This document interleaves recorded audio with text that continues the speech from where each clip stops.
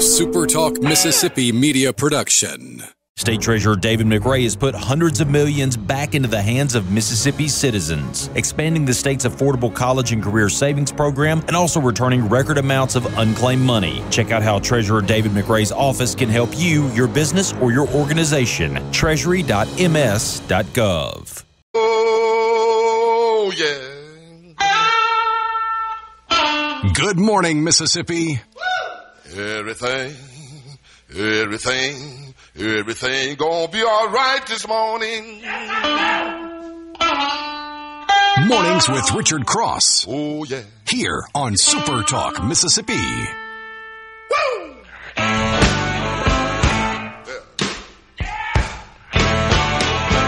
Now, when I was a young boy, at the age of 5, my mother said I was gonna be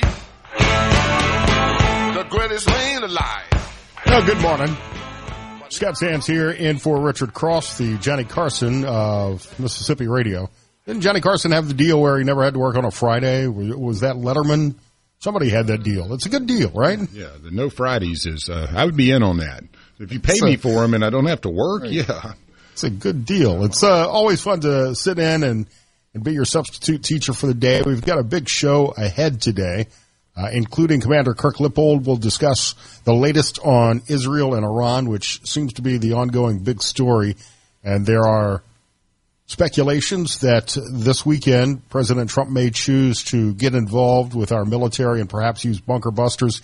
He's tried to dispel some of those rumors, but some insiders in the White House are saying that he wanted to wait until this weekend to attack so that the volatility of the stock market would be somewhat diminished by the time it reopens on Monday. Today is a big day on the stock market anyway. It's a triple witching day, and you're familiar with that term. It's like one of the biggest OPEX days, first big OPEX day after a holiday in 25 years. So could be a lot of volatility today on the stock market that we'll keep an eye on after the opening bell. Congressman Trent Kelly is scheduled for this morning. He stood us up, I think, last Friday, so we'll be prepared for that. Also, Robert St. John, restaurateur, guy I've known since the 90s when I lived and worked in Mississippi.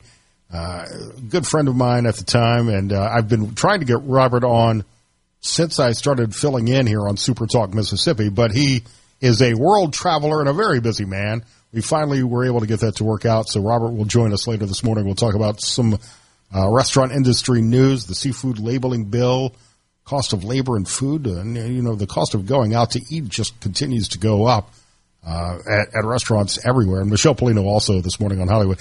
I appreciate you calling to check on me this morning, Lance. Normally I'm the guy that checks in, that's got everything set and ready to go 15, 20, 30 minutes ahead of time. But I had a little wardrobe malfunction this morning and I had to change shirts because I went to pour coffee in one of those Yeti mugs, and I had the opening facing the wrong way, went to take a sip, coffee spilled all over me, all over the kitchen. It's one of those mornings where I wasn't quite wide awake yet. Well, as long as the cat's okay. If he wasn't between your legs when that happened, then the world will be fine. But if the cat gets mad at you, you're in trouble.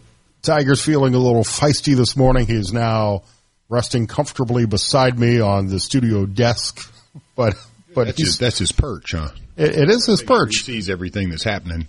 He usually gets bored with the show. I'll admit, about an hour and a half into it, and just goes back to bed. Yeah. But he'll sit here and watch me and judge me for the first hour or two of the show. I wonder how many hours of a day a cat actually naps. I know somebody's done studies on that, but I've never really read into it. But they can doze off quickly and wake right back up. I'm not like that. A 5-minute nap for me, I'm going to be grumpy on the other side. But cat, they seem to get it. They know how just all the time. And working from home like I do now, he's been a bad influence on me because he'll want to snuggle in the middle of the afternoon when I'm trying to get some stuff done, and it's like, okay, I'll lay down on the couch, and next thing I know, it's like 2 hours later because I can't take short naps. No. If I'm going to take a nap, it's going to be a nap. Power naps. Yeah, you got 2 hours plus. That's a nap. To me, I have friends that will say, I just need 15 minutes. And I'll be fine. Not me. No. I would be worse off. That makes me mad. Yeah, I'll be worse off if I do that. As long as I keep moving, I'm all right. And like Richard would say, it takes, it takes a minute to kind of get going sometimes. Once you get about one segment in, you start feeling it, though. You know, Friday, you've done it for 5 days, and I got a day tomorrow. But, yeah, I mean, you know, it takes a minute for me to get going. That first smell of coffee, which I wait till I get here. I'm not really one of those that has a lot of extra time, you know, in the mornings when I'm trying to get out. So, yeah, I'm always looking forward to the Friday cup of coffee on a Friday. It's it's kind of one of those treats that you do that first. You know, you caffeine to kick in a little bit. After How's week your week been? Man. What have you and Richard been talking about this week? A little bit of everything. Sure, the Israel-Iran story has been leading the news coverage every day. It's what everybody's talking about. We've been trying to do as much sports in 3 hours as possible just to keep everybody happy. You know, we never get any comments about that. So we've just been mainlining sports for a week. Ain't nothing that's going on out there, you know. I do want to get into some sports stories here in a minute. Looking over the birthdays today, this is kind of a sad way to look at this, but I see more dead people who would be celebrating a birthday today than people who are alive, unfortunately. Yeah, it's a rough one. I mean, you got Nicole Kidman, though, Hawaiian. She was born in Hawaii. She was born on 58 today, still looks amazing. Yeah, the best NASCAR doctor of all time. Oh, and she's doing great work. Do you watch Lioness on Paramount? I've seen a handful of them. Yeah, I have a hard time with you know, shows that make me like wait for another season. I'll mainline them when there's like 8 of them. But yeah, I watched the first season and then a couple of the second ones. I haven't gotten into it too deep though, but it is a very good show. It's a great show, and she does an amazing job as I think she's the director of operations for the CIA in that show, or some big fancy highfalutin title like that. Butt kick and roll, yes. Right. Yeah. John Taylor, 65 today. He is the bassist for the band Duran Duran. Had a radio boss early in my career. I didn't want to use my real name, Scott Sands, on the radio. So he had me at the time. Duran Duran was very popular in the 80s, and I went by the name Scott Duran for a very brief period. I like Duran Duran. I remember going, like, my first summer trip in college was we went down to one of the Panhandle. I think it was Daytona Beach or something. Not it wasn't Daytona. It was one of the ones on the Panhandle. And we listened to Duran Duran, that new album. What was it? It had to be like 93, 94. And I was like, oh, I like Duran Duran. I'd never really paid much attention to him until that one. And they're still putting out music and they're still touring. I mean, the new music's not very good, or I'm just very biased about their 80s stuff. But they're still touring, still putting out music. So is Van Halen. Michael Anthony, bassist for Van Halen. Terrible fallout with those guys. You know, like Michael Anthony was always kind of the redheaded stepchild of the whole band. You know, they never really seemed to ingratiate. If my buddy Darren is listening, I believe I had dinner with Michael Anthony on the coast before one of their shows at the Mississippi. He seems like a great guy. I mean, I've read a good bit about him and listened to him in a couple of podcasts. He seems like a really good fella, and I was a big fan of that band too. So, pre or post Sammy Hagar? Well, pre, of course, but I mean, Sammy threw out a few good songs in there. I never really got the Sammy Hagar moving into the lead role thing, but I think he did a good job given, you know, what success was for the band before him. And Sammy, he was having a solid solo career at the time.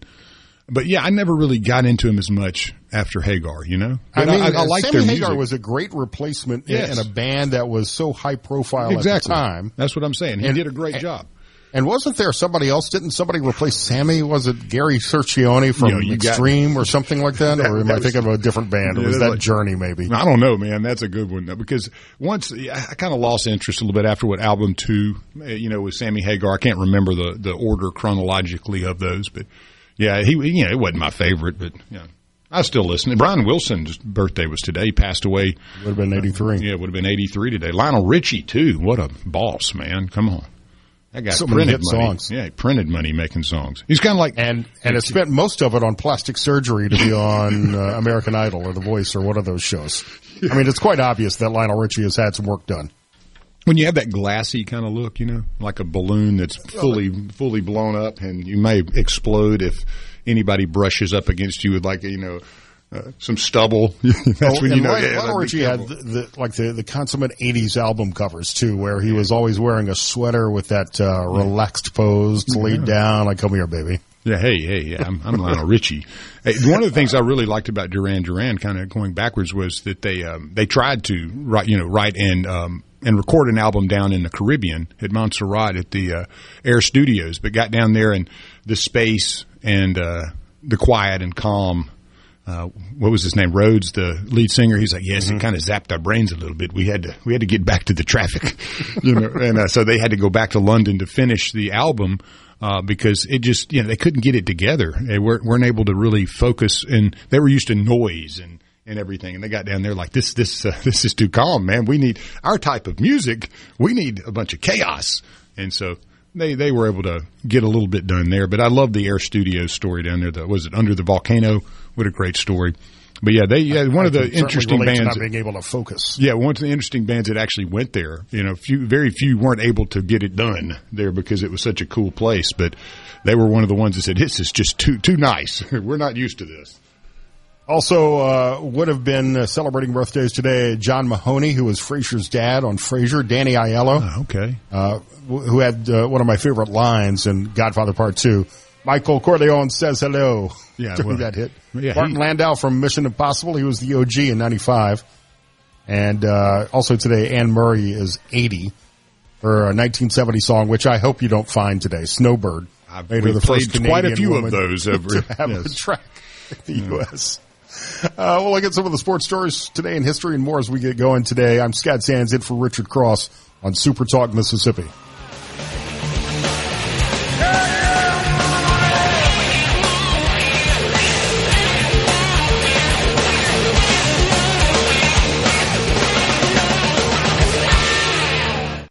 From the Venable Glass.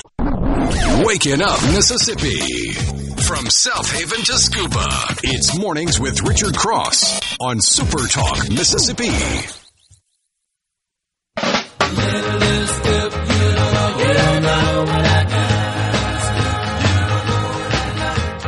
I'm not bragging, babe, so don't put me down. But I've got the fastest set of wheels in town. When something comes up to me, he don't even try. 'Cause with a set of wings, man, I know she can fly. She's my little scoop. You don't know what I got. Beach Boys music just puts me in such a great mood, right? Brian Wilson would have been 83 today. Scott Sands in for Richard Cross. C-Spire text line open at 601-879-4395. Lance, should we hit some of the today in history highlights before we get into some of the sports headlines? Yeah, man, there's not a whole lot of sports going on, and there's actually some pretty interesting things on this day in history. You had the casket letters. They were the ones that implicated Mary Queen of Scots in a plot with James Hepburn on the 4th Earl of Bothwell to murder Mary's husband, Henry Stuart. Sounds very diabolical. Lord I have no idea what that means. You don't remember all that? No. When Mary Queen of Scots was trying to, take over the house. I know who Mary Queen of Scots was, but I don't know the whole story and the history of palace intrigue. Oh no, I'm terrible with the palace intrigue because I don't care. I have no desire in any of that. And history is no longer required to graduate from Mississippi high schools. So especially that history. It's way no over there. Important, I guess. But you had that going for you on this day in history. So 243 years ago, the Great Seal of the United States adopted by Congress, depicting an eagle clutching an olive branch in one talon and 13 arrows in the other. In its beak, a ribbon bears the motto, E pluribus unum, meaning out of many, one. Of course, I love the story that Benjamin Franklin thought the turkey would be a more appropriate national bird. He said it was smart. The turkey, in comparison, is a much more respectable bird, is what Benjamin Franklin said. Doesn't eat its prey, And instead, we eat them every Thanksgiving, and or throughout the year. Do you think we would have eaten eagles though if we would have gone with the turkey? No, probably not. Bald eagle Thanksgiving dinner. I don't think it was a fair trade. I don't think it was either or for Thanksgiving. Give me the beak. Well, you did have following a trial that was nationally sensationalized. In the United States. You remember the 1893, way back, the Lizzie Borden trial, where she was acquitted of the axe murders. Yeah, that's right. She was actually acquitted of murdering her father and stepmother, and many a documentary have been written about that one. So you also had the automobile racer Barney Oldfield. He was the first cat in a car to accomplish the mile-a-minute performance. He did that in Indianapolis, Indiana, and that was a few years ago, 1903. So The car does not look like it would have gone a mile in a minute, but he pulled it off, man. Speaking of trials, 1994, O.J. Simpson pled innocent to killing his ex-wife Nicole and Ron Goldman. 78 years ago, 1947, mobster Bugsy Siegel shot to death in Beverly Hills. The mob was apparently angry over the insane amount of money Bugsy was spending on the Flamingo Resort in Las Vegas, and that got him whacked. And in the movie world, because it is summer, a lot of blockbusters tend to come out in the summer, although that seems to be diminished, and now we have to look forward to like the Christmas movies. Sixth version of Jurassic Park this summer. 50 years ago, 1975, Jaws was released. Saw that one this morning. I love Jaws. The original and 2 is really good, but number 1 is one of the best movies I think made as far as suspense.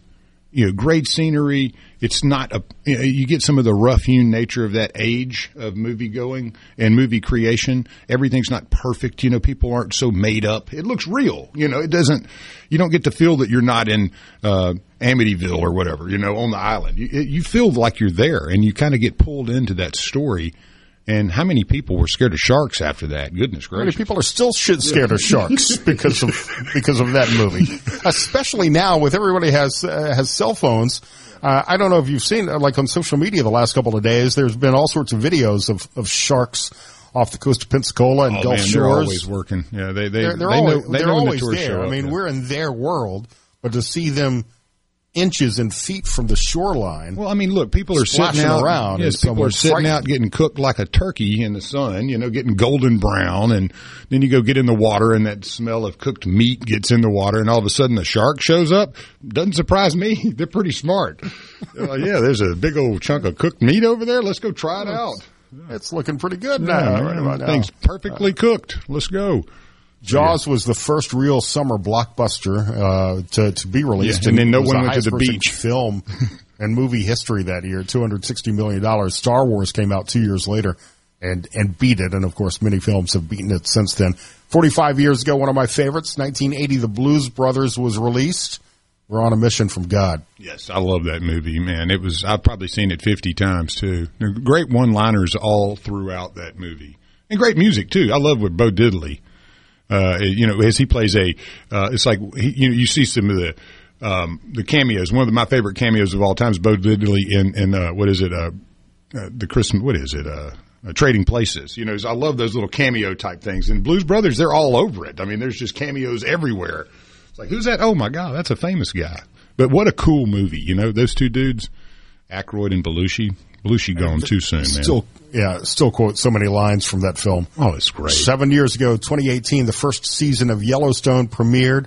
I have not watched the final season yet, but I loved Yellowstone. I've not watched an episode of it yet. I mean, I've caught like a minute or two. Yeah. I got in it confused. Late, and it's so good. I got confused. There's like 3 different trains of it. From start to beginning. Yeah, but there's the 18 whatever, then you got the other one. And so where do you start? I mean, you go to Yellowstone first? Yeah, I don't think it really matters. I mean, you could watch 1883 and the 1883. 1923. I don't know. Whatever one had Sam Elliott in it was where I watched a couple of the Yellowstone, I think, bits and pieces. Then I jumped in with the Sam Elliott one, and it was so depressing. I was like, I can't watch this. Woo, this is rough, man. Well, 1883 is a very depressing series. It's very good. I haven't seen the 1923 series yet, and I haven't watched the last season of Yellowstone. But 1883 is very good, but it is quite sad. Man, I'm not going to spoil the ending. Yeah, seeing Sam like that out of the gate, I'm like, I can't watch this, man. I love this guy, and it was just brutal. And but I understand. I mean, that rough times, 1800s in the West, couldn't have been easy. Would not have wanted to have to traverse the Oregon Trail in real life. On a video game, sure, I can do all right. I had that game too. I'll come up with dysentery once every year, but sure, the video game is fine. There was about 10 ways to die on Oregon Trail. You drowned it. The thing jumped, turned over. Dysentery. Oregon Trail. Somebody still has that on floppy disk. I'm sure. I loved that game, man. I had that in some boxing game where you had to you pushed buttons like S and K, and if you ever forgot which ones it was, you kind of had to. There was no Google then, Right. You forgot the DOS commands. You just kind of had to figure it out. But Oregon Trail was cool. My dad brought home one of the the work computers that nobody wanted anymore, and the green screen, and put that floppy in, and you just hope it cranks up. If it didn't, you had to like play with it a little bit, shake it around, and maybe you do blow on it. Yeah, those were the days, man. So I don't know how much sports there is really. I know that the Pacers are forcing game 7. Yeah, it could be game 15 before you know they it. They dominated last night from what I saw. I can't watch the NBA. I just can't. I try. And I lived in Indianapolis for a while, so I went to quite a few Pacers games. But they're fun to go to in person. I actually like an NBA game in person. I've been to a handful, and one of the more fun settings. It moves so fast, and if you don't care who wins, it's just offense. But it's even better. Yeah, it's even better. Yeah, you just don't care. But in 4 periods there, the worst scoring period for the Pacers last night was 18 in the fourth. They were burning it up, though, going into that. But won 108-91. 4-set game 7, as you said. And Sean Gilgeous-Alexander, 21 points to lead OKC. And Indiana by Sycam, 16 points, 13 boards. That'll clean it up for you. Before we get into any of the College World Series updates and the Jello shot updates, I think the games are still. What I did watch last night, and I may be in the minority of the SuperTalk Mississippi audience, but I do like soccer. I watched the USA-Saudi Arabia game last night and the CONCACAF series. The United States is leading the CONCACAF and will play, I believe, Sunday. I don't know how all of this works. Soccer is very complicated when you get to the World Cup, but I think if the USA wins, then they advance. They have a spot in the World Cup. All that pool play and all kind of stuff. Yeah. Makes it I don't understand. Confusing. And I don't know why Saudi Arabia was playing in CONCACAF, I think, is like North and South American countries. So I don't know where Saudi Arabia came into play. I heard one of the announcers say that they were in the invited team, so maybe some random country gets invited into the CONCACAF Cup. So I don't know. There are details to the sport I don't understand, nor do I care about, but I do enjoy watching soccer from time to time. Yeah. It's kind of tough to watch for me, but anything that you score one time and win, that's just tough. I'm sorry. Or you can get very excited about a draw. Yeah, I can't. I'm sorry. No ties in sports. Pardon me, but I think that's sacrilege for sports. You don't tie. Somebody's got to win. All right, we'll get a Jello shot update from you in a second as the Beach Boys play us out. Scott Sands and Lance in for Richard Cross. Friday morning on SuperTalk Mississippi.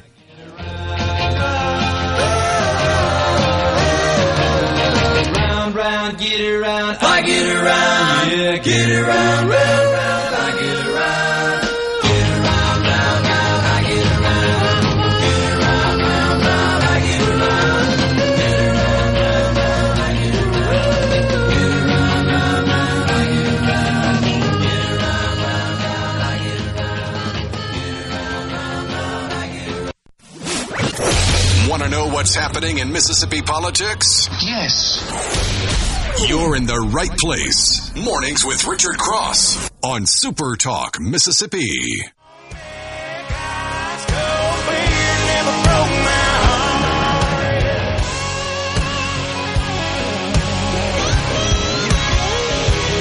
The 13th annual Palmer Home for Children Radiothon is set for Thursday, July 10th here on Super Talk, Mississippi.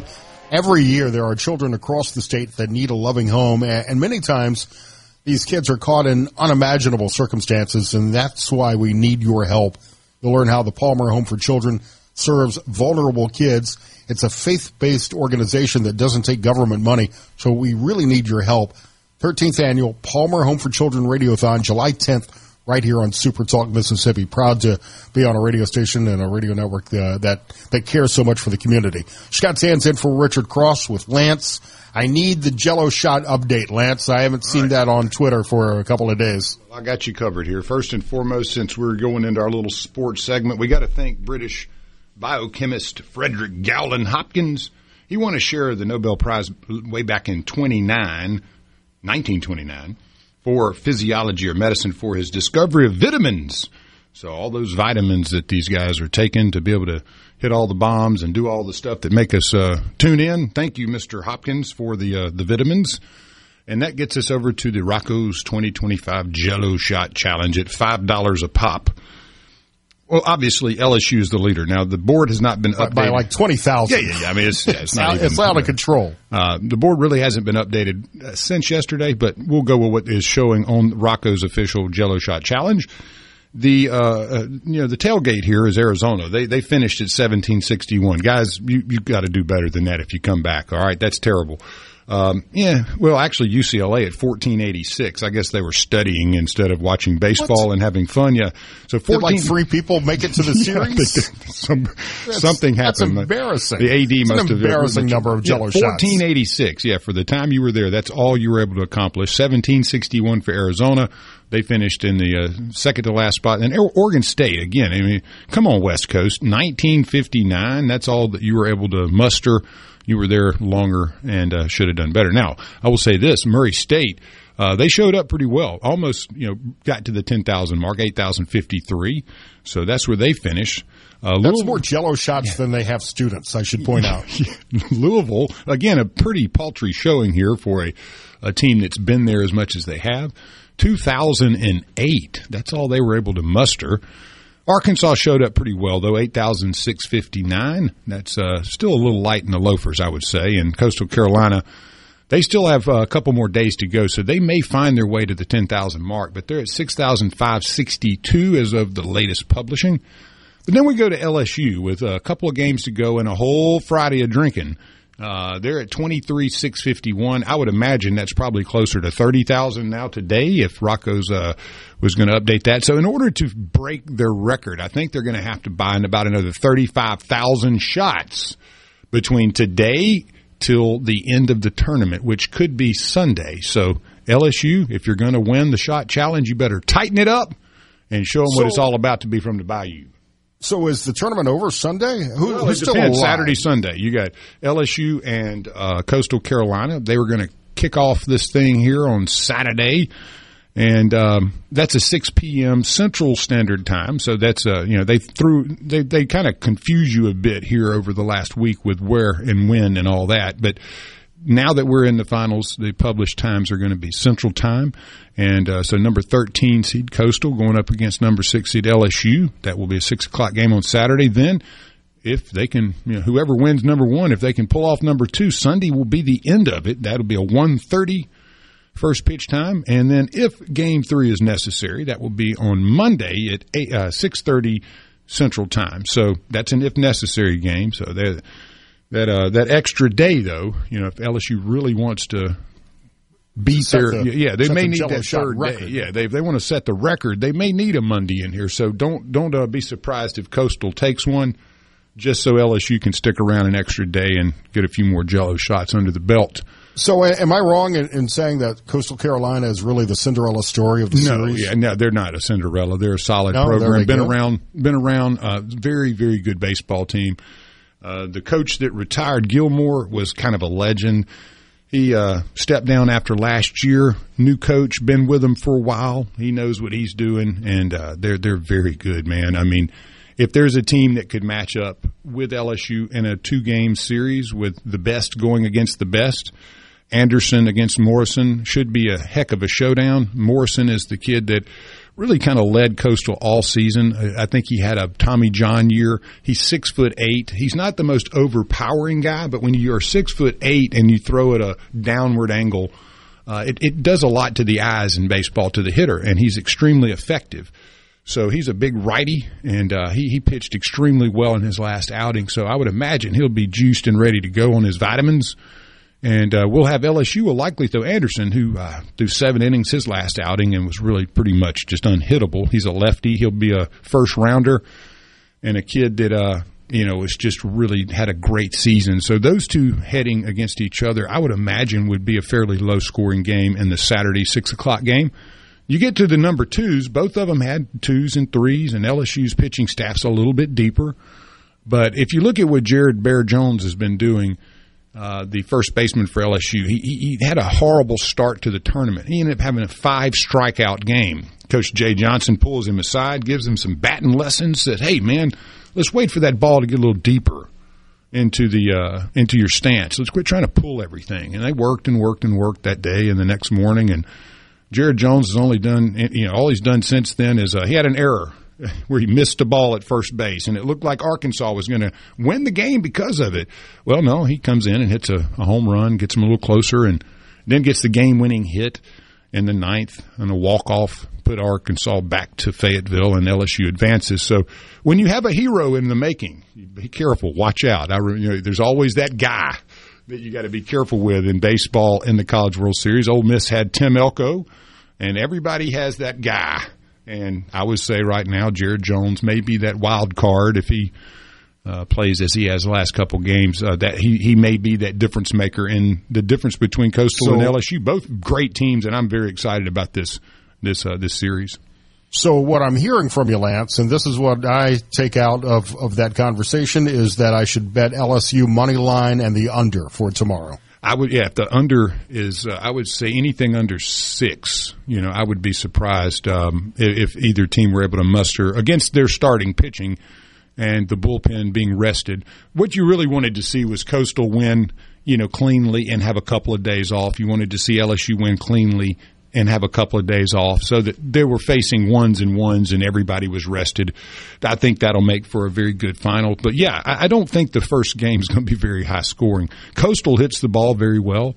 LSU does the same thing. LSU has a tendency to boot it around a bit. That can add some runs. But now that we're in that final series, I think both teams are going to be razor sharp, and I would be very surprised with a high-scoring game in either of the first two. That third one, though, you get to the Monday game, you think the gloves are off, and you never know what can happen on that rubber game. So I sent you and Richard a text yesterday or day before. I've talked about Kalshi and Polymarket, these online betting sites where you can actually bet on literally everything. Yeah, Richard had a nice little rant yesterday morning, given that it was awesome. Did you check? Apparently, Kalshi is now legal in all 50 states, and I sent you guys the text because I don't know how they're skirting around Mississippi's online wagering laws, because Kalshi does have sports betting on their site, and you could bet on certain games. I don't know if the College World Series is one of the things you can bet on with Kalshi, but you can bet on football games, baseball games, basketball games with Kalshi now in Mississippi because it's legal in all 50 states. And I don't know how they're skirting the laws where online wagering has not been legalized in the state yet. No, I don't know. I think that's way above my pay grade to understand, quite frankly. Yeah, I mean, how they're doing that. I mean, what was the rant? I missed the rant great, about it because we were talking. It was a conversation a little bit centered around the mobile sports betting and a lot of worry that people won't continue going to casinos in the event that we were passing that or that were passed in the future. And Richard was having fun with that, and it was. I love it when he gets on a topic that he has that passion for, because it was, like you said. I mean, people aren't going to quit going to the casinos, and what was going to hurt to let people, place a bet from their phone. But, some people don't agree and some do. I'm indifferent. I don't gamble. The degenerate gamblers are going underground anyway. They're either calling a bookie or they're going to one of the overseas sites if they want to make a bet. I remember Boveda. So it's happening now. Yeah, when Boveda came out, I'd go out and look at lines. I mean, I'm not a bettor, though. I don't have enough money to lose it. So as they say, if you can afford to lose it, then go gamble. But I'm not one of those. But I do like looking at lines and looking at how the gambling and betting market perceives things, just like the stock market. It's a collective consciousness on a certain event. So, but no, I remember Boveda when it came out. I loved it. I mean, you could have all these side bets. It's kind of like the derivatives market. All these little things you got going. So, yeah, all the fun prop bets come the Super Bowl and throughout the season too. If we have time later, I wanted to get to this in sports, and maybe we'll have time next hour. This Sophie Cunningham, Caitlin Clark story from the WNBA is all over my social media feed, and I'm fascinated by the story. And I don't watch the WNBA. You probably don't either, Lance. But I don't even know what the teams are, yeah. There's something happening with the fever and the way Caitlin Clark's being treated in the WNBA. Brutal. We've got your Mississippi lottery numbers coming up next, though, here on Super Talk Mississippi. Scott Sands in for Richard Cross.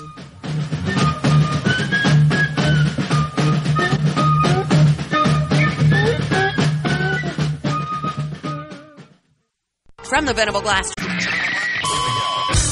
Mornings with Richard Cross on Super Talk Mississippi. Welcome to the show.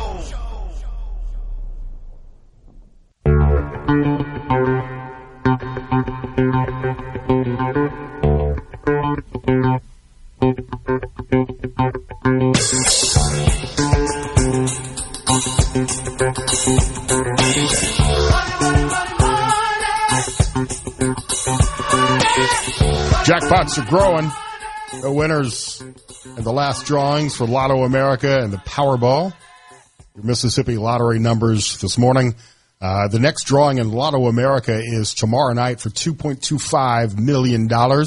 Cash value, just over $1 million. If you missed the numbers Wednesday, the numbers were 11, 18, 25, 29, 32.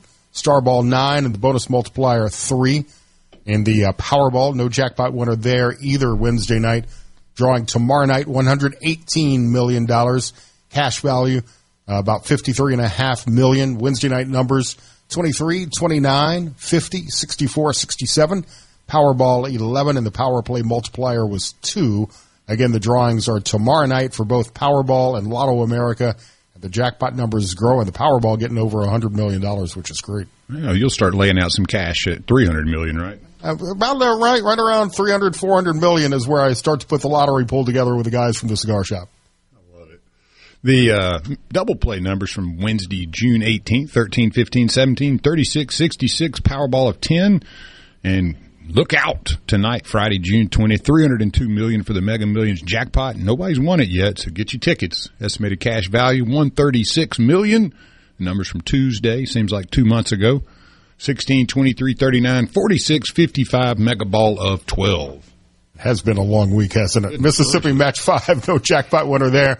That drawing is up to $125,000 tonight. Last night's Mississippi Match 5 numbers, 5, 6, 9, 16, 30.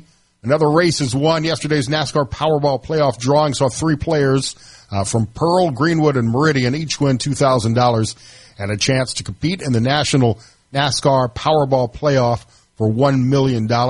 One more drawing is left. It's on July 3rd, and 3 more winners will take home $1,500 in cash. To get an entry form, sign up to be a lottery insider today. It's easy. mslottery.com/insider. Next drawing for the NASCAR Powerball playoff is July 3rd. Got a bunch of winners across the state in yesterday's drawings for all of the mini contests. Lance, you want to take the cash for, and I'll follow up? Yeah, cash for winners. A Chula woman, $800 richer on a ticket from the Chula One Stop in Chula. A Florence woman won $2,600 on a ticket from Kroger in Richland. A Ruleville man, $2,700 in the pocket on a ticket from Double Quick in Ruleville. A Laurel man won $2,900 on a ticket from Alliance Energy in Laurel. And a Biloxi woman, $10,600 in the satchel on 3 tickets from Keith Superstore. Yeah, 3. I just want one winner. I'm not going to be greedy. Yeah, use D'Iberville and Biloxi to get those 3 tickets. Spread it around. There we go. Every stop she made, she bought a lottery ticket and won. That's good luck for her. Cash Pop winners, players from Hamilton, Oxford, and Boonville, each won $1,000 on tickets from the S&J in Amory, Walmart in Oxford, and Boonville Travel Center in Boonville. A Nettleton woman won just over $1,200 on a ticket from Sprint Mart in Amory, and players from Hamilton and McGee each won $2,500 on tickets from a Sprint Mart in Hamilton and a Fleetway in Mize. Well, Match 5 winners, a Biloxi woman won $800 on a ticket from Keith Superstore number 90 in D'Iberville, and a Meridian man won $1,000 on a ticket from the Citgo in Meridian. And finally, the $20 200 times Cash Blitz winners, players from Braxton, Collins, Blue Mountain, $1,000 on tickets from Bridges Quickie in Florence, D&B Discount Tobacco in Collins, and the Regal Express in New Albany. And don't forget, one more drawing remains on the NASCAR Powerball playoff drawing. July 3rd, all you need to do for your entry form is go to mslottery.com/insider and get that. Lance, I can't believe you were going to shame me for wanting to talk about the WNBA. Oh, no, I was just I just shake my head at it. I mean, it's not you wanting to talk about it. It's more me going, wow. The WNBA, first of all, goodness gracious. I will admit it's unusual for me to want to talk about the WNBA. I haven't seen a game ever, maybe. I can't recall ever watching the WNBA, but right now my Facebook and my X feed is filled with videos of Caitlin Clark from the Indiana Fever just getting absolutely whacked around. They are, and the referees are not calling fouls on Caitlin Clark, and it's kind of become, in many ways, a racial issue. She's getting called names. She's calling other players names like Angel Reese. But what I'm seeing most of in my feed right now is her protector on the fever, Sophie Cunningham, who is this tall blonde girl who got her black belt at age 6 and played D1 football, I believe, for the University of Missouri. I might have that wrong. Fight back. Quit putting up with it. That's my advice. And that she was signed to the Fever's team and said, you know what, I've got Caitlin Clark's back.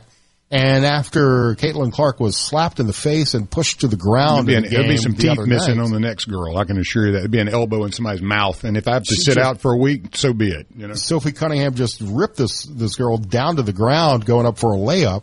Was suspended for a game, but now take the punishment. I think her jersey sales are outselling Caitlin Clark's jersey sales. You got to have the around goon, Indianapolis. You got to have that. We've seen it in NBA teams. We see it in other sports. We see it in hockey all the time. Sophie Cunningham is going to be the next big star in the WNBA. Of course, big star the in enforcer. The WNBA is a relative term, I realize. Commander Kirk Lippold joins us after Fox News and SuperTalk Mississippi News.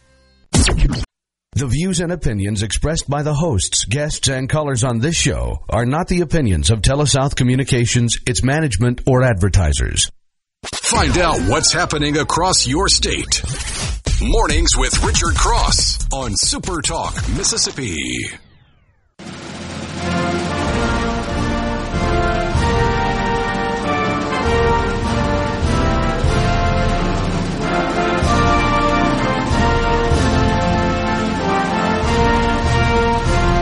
Plans to play this, and I don't feel like I should interrupt it. I know. It's the 4-minute long one by the USMC, so I think we're okay.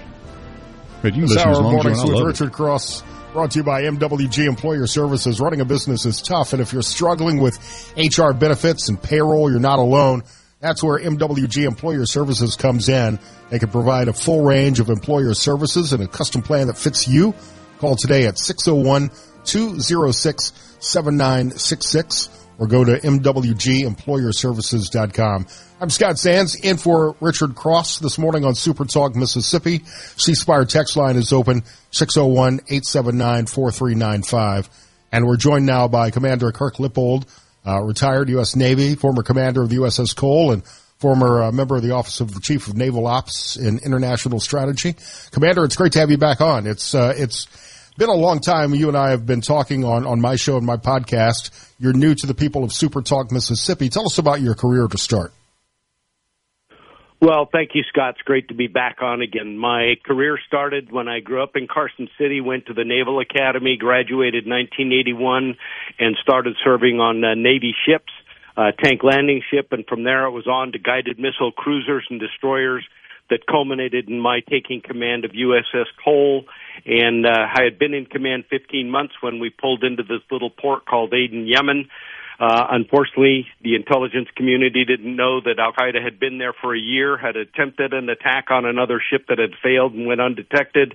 On October 12, 2000, they got a boat masquerading as a garbage barge alongside, detonating it, and unfortunately killing 17 of my crew, wounding 37, but blessed with a great crew. We were able to save the ship from sinking, even despite a 40 by 40-foot hole in the side, and we had the ship stable in an hour. And that first day, we evacuated 33 wounded off the ship, and of those 33, 32 survived. And since then, I've kind of felt it as an obligation to really become a, very knowledgeable on national security affairs and policies, because I think the American people really want to understand why we engage, where we do around the world, and what the consequences are for our nation and our long-term security interests, both here and abroad. Do you think that's part of the reason why President Trump has been somewhat hesitant to get a U.S. military involved directly in supporting Israel in their attacks on Iran? We have, I think, 40,000 U.S. troops within striking distance of Iranian missiles right now. And it seems to me like that perhaps the Department of Defense is strategically moving some of these assets around to protect them should the U.S. get involved. I think what you're actually seeing is when you look at the number of assets that are being moved into the Middle East, which is one, and very soon within the next week, a second aircraft carrier battle group or strike group, along with a number of additional ships. It gives us the flexibility to respond in a defensive manner should Iran attack us, but it also serves as a deterrent to tell Iran, do not target U.S. forces, do not attack U.S. forces, and regardless of what Israel does, that's between you two right now. Now, we're going to continue to back our closest ally in the Middle East, the only democratic government in the Middle East, but at the end of the day, Iran needs to understand one crystal clear point, and that is they have killed and maimed thousands of Americans over the last 45-plus years, and they have done so without any consequence by the United States government, regardless of who's been in power. And I believe that with President Trump, that is going to end. So we've got the Nimitz carrier strike group in the region. Carl Vinson is there. Tell us about their capabilities.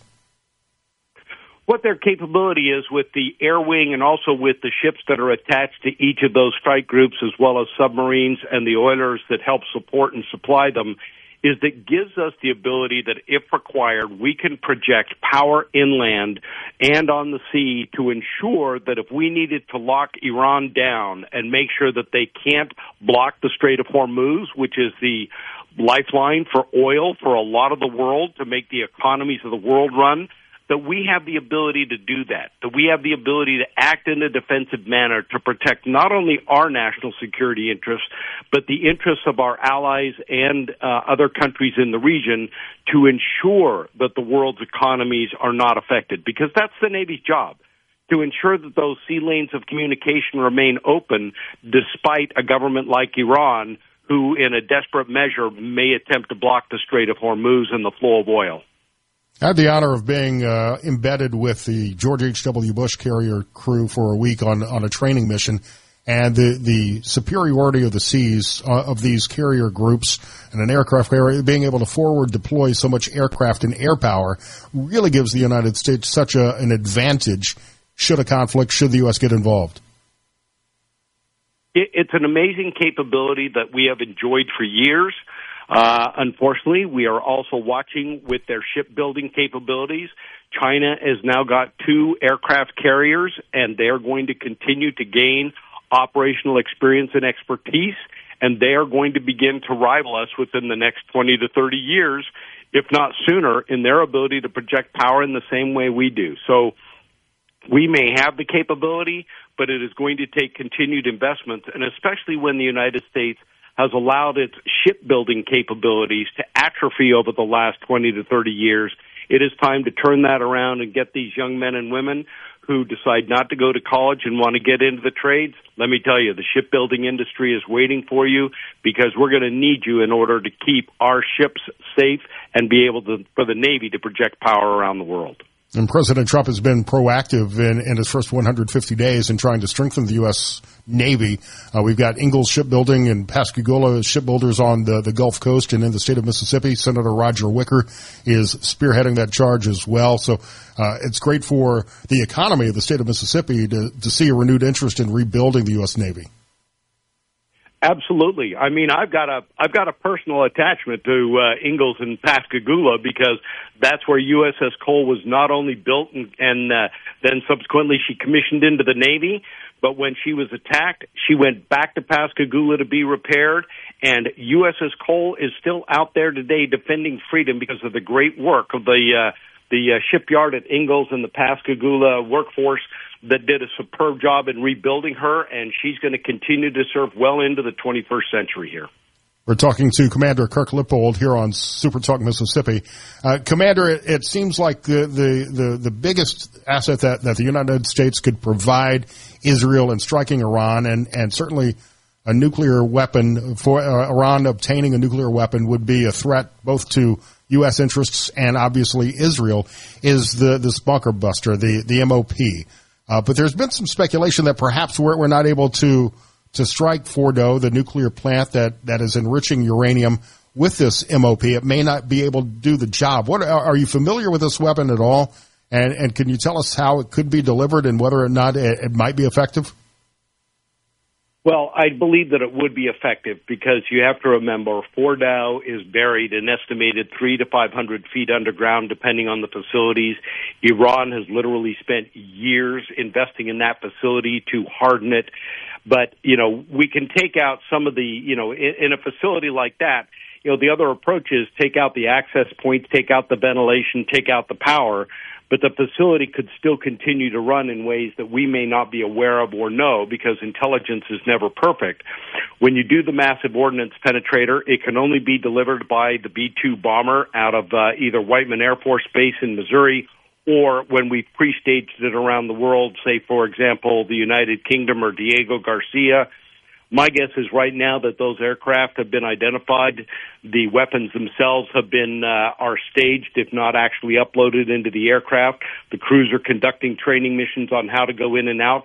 Fortunately, thanks to our ally Israel, there's a certain degree of air superiority, so we don't have to worry about them being shot down. The issue is going to be that if we were to drop the MOP, the massive ordnance penetrator, and be able for that thing to penetrate down, and we do, in fact, impact Fordow, we need to make sure that we are dealing with a facility that deals with radioactive material. We don't want any leaks. So a good idea to collapse it in on itself and permanently bury it. But what we'd like to do first and foremost is I think President Trump is giving diplomacy its last opportunity. The foreign minister from Iran today is meeting with three of our allies in Europe, the United Kingdom, France, and Germany, and a last-ditch attempt to try them to give up what has been a red line for us is not only a nuclear weapon, but stop all enrichment of uranium, period, and dismantle your program. That can be done and done successfully. We, the United States, in coordination, believe it or not, with Russia, in the post-9/11 world, got Libya to give up their nascent program when it was first starting. Iran's is full-blown and literally within weeks, if not days, of having an operational weapon. We need to get the regime there to give up those weapons if they want to survive. Commander, are you able to stick around for another segment, talk some more about U.S. Navy readiness compared to adversaries like China? Absolutely. You have time? Commander Kirk Lippold here on SuperTalk Mississippi. This is Mornings with Richard Cross. I'm Scott Sands. Brought to you courtesy of the red, white, and blue.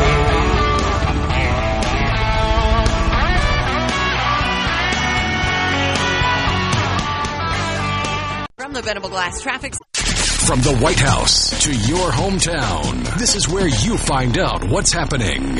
Mornings with Richard Cross on SuperTalk Mississippi. You can bet that I stand ready when the wolf growls at the door. Hey, I'm solid. Hey, I'm steady. Hey, I'm true down to the core. Scott Sands in for Richard Cross on SuperTalk Mississippi. Note off the ceasefire text line, they heard Lance play courtesy of the red, white, and blue and wanted to know if we bombed Iran. And the answer is no, not yet. The president has looked at options and has not yet decided. There's been a lot of speculation and a lot of reports in the media that maybe there would be a U.S. strike on Fordow this weekend.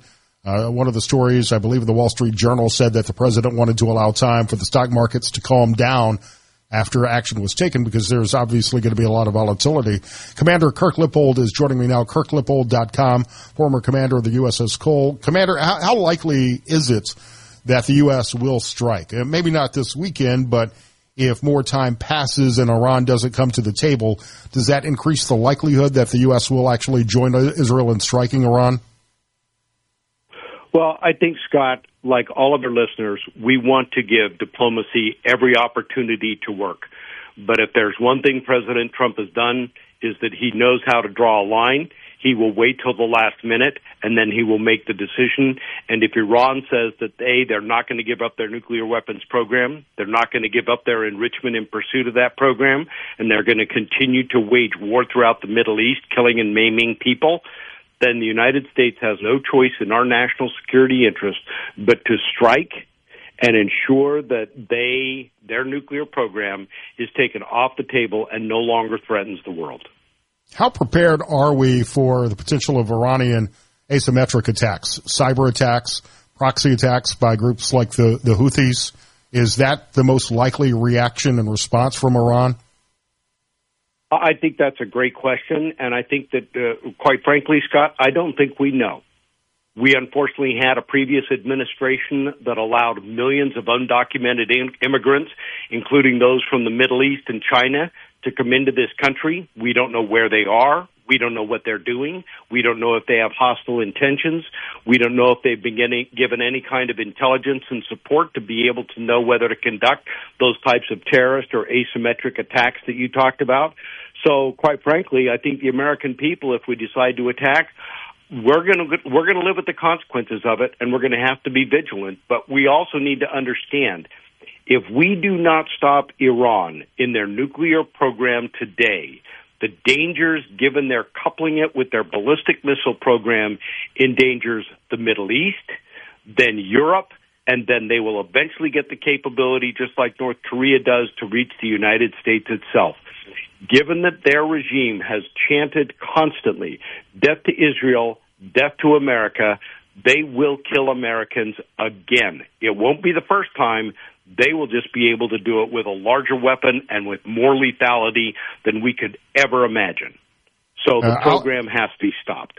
It's got to be stopped. You're right about that. And I may be more hawkish than many of our listeners. I'm not as hawkish as Lindsey Graham seems to be on some of these issues. But and I'll ask this question of Congressman Trent Kelly here in a few minutes as well. Should regime change be part of the objectives of Israel and the United States? Because we haven't been that successful in regime change in the past. I don't think so. I think the problem you have anytime you have regime change, and I lived through this when I was doing the planning operations on the Joint Staff and again with the Navy staff, in that when we went into Iraq, literally, Donald Rumsfeld, Deputy Secretary of Defense Wolfowitz, and Policy Director, the Undersecretary of Defense for Policy, Doug Feith, refused to allow the Joint Staff to conduct any Phase 4 or post-conflict operations. In other words, we go into Iraq, we have regime change, and we take Saddam Hussein out. What are we going to do then? You can't just leave a vacuum, and that's exactly what they did, and that's why Iraq is the basket case and cost hundreds of more lives after we went in 2004. If we were to decide we want regime change in Iran, what's the plan? How are we going to execute it? How are our allies going to execute it? How do we rebuild Iran? And I know that a lot of people have looked at the Crown Prince or the Prince Pahlavi, who is the son of the Shah. Well, guess what? I don't know if he's learned his lesson, because what led to the fall to the Islamic uprising was the oppression of the Shah. So right, yeah. So I think that. I don't think regime change should be a goal of the United States. I think we should hit Iran hard enough to eliminate their nuclear capability and bring them to the negotiating table on how we are going to allow the regime to continue to exist in the future, with limits on what they are allowed to do for hostile intent throughout the region and the world. You discussed earlier in the last segment about the economic impact if Iran tried to shut down the Strait of Hormuz. Iran is believed to have about 6,000 naval mines. That would be an objective, clearly, of the U.S. Navy to clear the straits if they deployed those mines. Is that possible? Is that feasible? Would we miss any? I'm not explain the mine sweeping operations the U.S. Navy would undergo in the Strait of Hormuz. I think that's one of the biggest challenges we're going to have, and it won't be just the United States. We would probably have multiple countries, especially from Europe, have to deploy their minesweepers to the Middle East to help with those mine-clearing operations.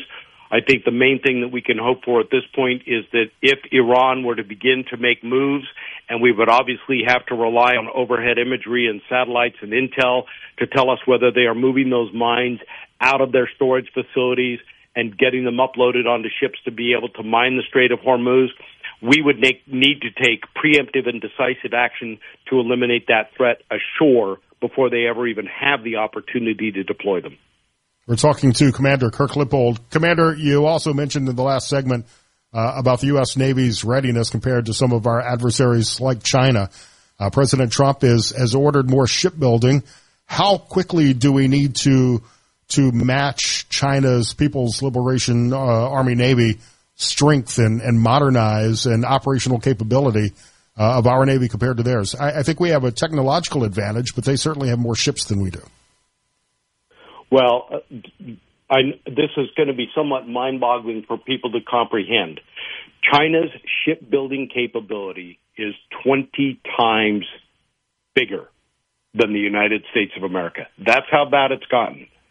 And when you look at the great job that Ingalls and Pascagoula do there, let me tell you, they're going to need to expand, and other facilities are going to need to be expanded or built from scratch to get our maritime capability back in. We're going to have to reconsider congressional issues like the Jones Act and whether that really is in our national security interest to still have that, which controls what flagged vessels can move cargo between U.S. ports, which is only American right now. We need to say, look, we'll take anything from everybody and move it around this country in order to get our shipbuilding capability up to speed, on par with, and then surpass what China has. But that is going to take years to do, and it's going to take an investment first and foremost in recruiting those young men and women to come to work in the trades so that we have the electricians and the pipe fitters and the welders to be able to build those ships in the first place. And we're going to need to pay them a livable wage and make sure they do a great job with great benefits. And then we are going to be able to become the maritime nation that we've always been. Should we be concerned about China's advancements in technology as well, in radar systems, air-to-air missiles, which is certainly impacting our strategic planning in Pacific conflicts? Well, I'll be honest with you, Scott. This is where I'm probably going to become the real hard-nosed when it comes to China. As far as I'm concerned, they're no longer a competitor. They're no longer an adversary. They are, in fact, an enemy. They are attacking us every single day in the cyber warfare domain. They are undermining our national security interests around the world. And my hard-nosed question is, just because they can write a check for the entire 4 years, why do we continue to educate our enemy in technologies that are going to be used against us should we get into a conflict with them? As far as I'm concerned, we need to cut China off and begin to realize that we need to, as much as possible, decouple technology from what they're doing. All you have to do is look at how they leveraged their cornering of the market in rare earth minerals that are used in many of our sophisticated weapons and technology here in our country to realize they are going to do what they have to do to put themselves number one in the world, and we can't afford a brutal, murderous, communist dictatorship to do that. We got about a minute left here, Commander. You talk about the need for men and women at Ingalls and shipbuilding plants around the country to build the ships that we need, but also to serve aboard these naval vessels. I saw a headline, I think last night, that the Navy has already surpassed its recruiting goals for the year. What makes serving in the Navy such a great way to serve the country? Hey, the Navy still has the best tagline in the world. Join the Navy, see the world, and that's what you're going to do. And I was told as a young man, you could join the Army, but we have this thing called the Marine Corps. It's also in the Sea Service. But you join the Army, your home is going to be no matter where you dig it. So I kind of look at it and say, you can look at the Navy, that is really an opportunity to get out of whatever little town you may be growing up in and go experience what's out there in that big world, to actually be able to see it, to see foreign cultures and do things. And then guess what? You may stay for 4 years and get out. You may stay for 34 years before you get out. But the military gives young men and women an opportunity to first and foremost serve our great nation and be able at a young age to start giving back, be part of something bigger than themselves, and keep us the greatest nation in the world. Commander Kirk Lippold, thank you so much for your service. Congressman Trent Kelly joins me next. Mornings with Richard Cross is brought to you by Covington County Hospital in Collins, where your health matters. Start your day right. Mornings with Richard Cross on SuperTalk, Mississippi.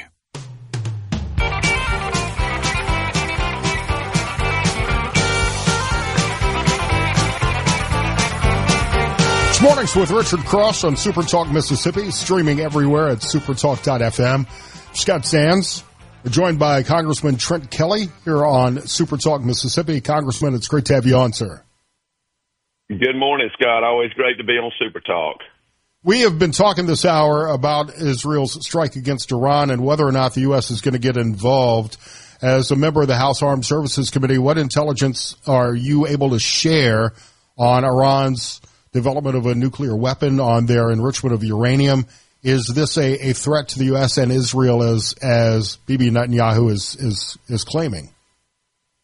Well, I can't get into a whole lot of that, but I just will say Iran cannot be allowed to have a nuclear weapon. I think we've seen the enrichment and the enrichment sites. Obviously, we have international folks looking at that. They continue to get closer and closer. We had a failed deal with Obama that got us no closer to doing anything and took away the sanctions, which were very effective. And so, yes, Iran is a threat not only to Israel, but to the region and to the world, and they cannot be allowed to have a nuclear weapon. Should the U.S. get involved? Should we use the bunker buster, the MOPs, on the Fordow nuclear enrichment facility? I think we need to wait. I think President Trump is showing a very measured approach, regardless of what the mainstream media wants to print. He's taking his time. He's considering. I had a briefing on this Monday.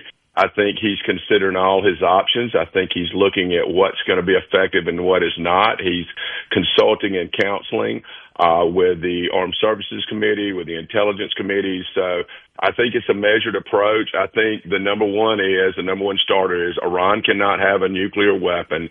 And so I think he's seeing, can Israel finish this on their own? What are the U.S. interests in this?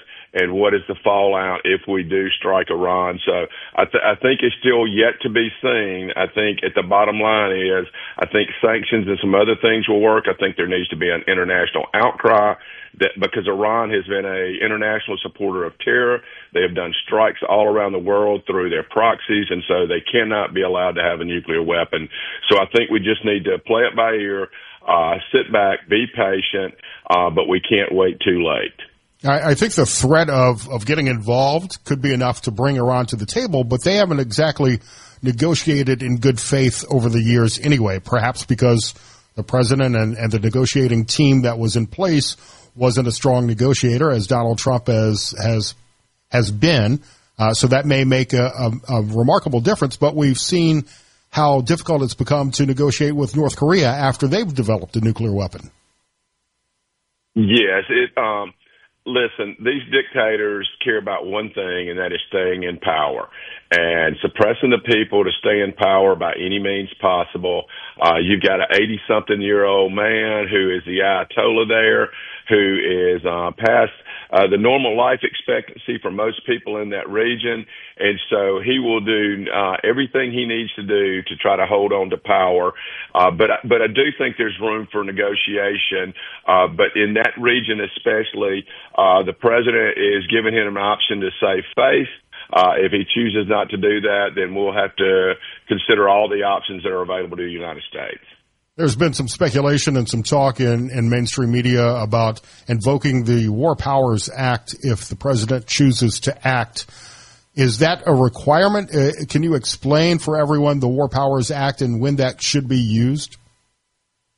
Well, the president, to defend the homeland or to defend the nation, can at any time initiate contacts prior to the approval of Congress. I don't ever think that's a good idea. But, however, what it allows to do is rather than having to wait on 435 of us in the House and 100 in the Senate to take their time to declare war, it allows them to respond to immediate and pressing threats to the safety and security of the United States. So, yes, I think it's good. I would hope that if the president has time, of course, we're dealing in days and weeks and months. And so we don't know what those timelines are. They're very vague.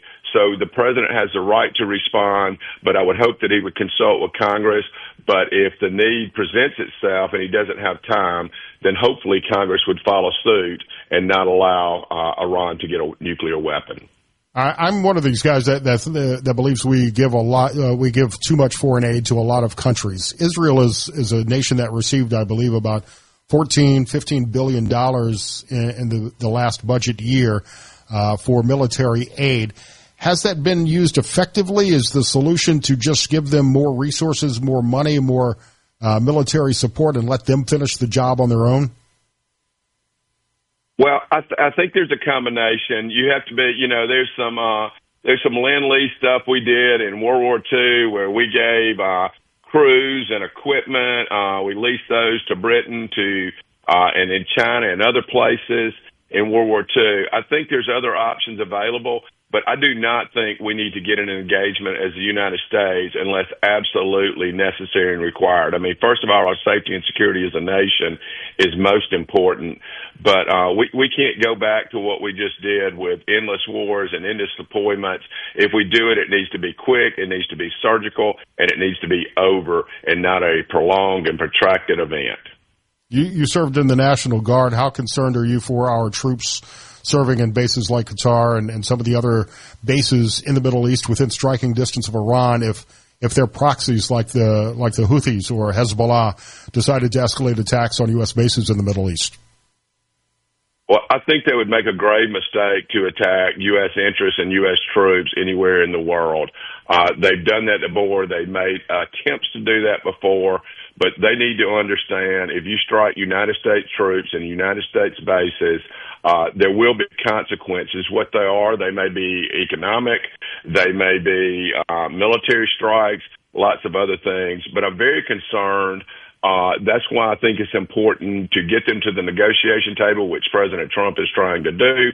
But if they take us not striking them as a measure of weakness, they would very misunderstand what we're doing. We're trying to show a measured approach and not have bloodshed. But if they choose to strike U.S. troops, especially if they hurt or injure or kill any of our troops, it's a different ball game. We're talking to Congressman Trent Kelly here on SuperTalk Mississippi. I'm Scott Sands. Shifting gears, Congressman, there's been a delay in the Senate, as expected, over the big, beautiful bill. Some controversial provisions related to SALT, the state and local tax deductions, as well as no tax on tips, no tax on overtimes, may be changed by the Senate before it comes back to the House. Are you concerned about the changes? Will this bill get done by July 4th? I think it'll get done. And yes, I mean, I'm not a SALT. I'm not one who supports SALT because that benefits California, New York, all those places which have high state and local taxes. That does not apply here in Mississippi. But that being said, we cannot afford to stymie the economy. We cannot afford to have a 38% tax increase on middle-class America. So we'll get this thing done. The Senate needs to do what they're going to do. It may be one of those things where we have a little more SALT and local taxes than I like. But that being said, it would be devastating to our economy, to our small businesses, to do away and not make permanent these tax cuts. So I think that's the most important thing, and I think people have to keep that in their vision. So I plan on supporting this in whatever form, as long as it maintains and makes permanent those tax cuts to the American people, especially to our middle class and small businesses. Senator Rand Paul wants to see the debt ceiling taken out of the big, beautiful bill and voted on separately. I mean, it is hard to look at our national debt and our deficit and not agree to a certain extent with Rand Paul. And you're absolutely right. We've got to make sure that the tax cuts are made permanent. There are so many important economic provisions in the big, beautiful bill. But over the debt ceiling and over some of the spending cuts that we haven't seen happen yet, would you like to see those aspects separated when it comes back to the House? And why do we continue to raise the debt ceiling? What makes that so important? Well, first of all, I agree with the president. We shouldn't have a debt ceiling. We're going to pay our bills. So all it is another opportunity for either party to cry emergency, and we've got to raise the debt ceiling or we're going to default on our bill. We're not going to default on our bills as the United States. No, we always raise the debt ceiling. What that does is that creates more waste, because people always want to use something as leverage. I want this in order to do this. So I think we need to do away with the debt ceiling. I think we need to work extremely hard on cutting waste, fraud, and abuse. I think we need to cut our spending habits. But I think we need to take away the debt ceiling, because that is just another opportunity for folks to get local interests or local things that cost a lot of money to all our taxpayers. So the debt ceiling is an artificial barrier that is never going to be broken. We're going to continue to do that. What we've got to do is stop spending, not worry about the debt ceiling. You're absolutely. Every time the debt ceiling comes up for debate, it always gets raised, and there are always added provisions added to the debt ceiling increases. But at the same time, we've got to cut spending so that debt doesn't continue to grow. And I think many of us are becoming frustrated that we're not seeing these cuts happen faster. Congressman, we're out of time, but I do appreciate you joining us this morning. Thank you very much, and you have a great day, Scott. Congressman Trent Kelly here on Super Talk Mississippi. This is Mornings with Richard Cross. Scott Sands filling in. The C Spire text line is open too at 601-879-4395.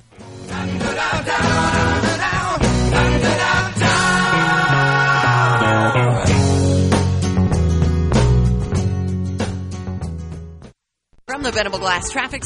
Good morning, everybody. Time to wake up. Time to shine! Start your day right.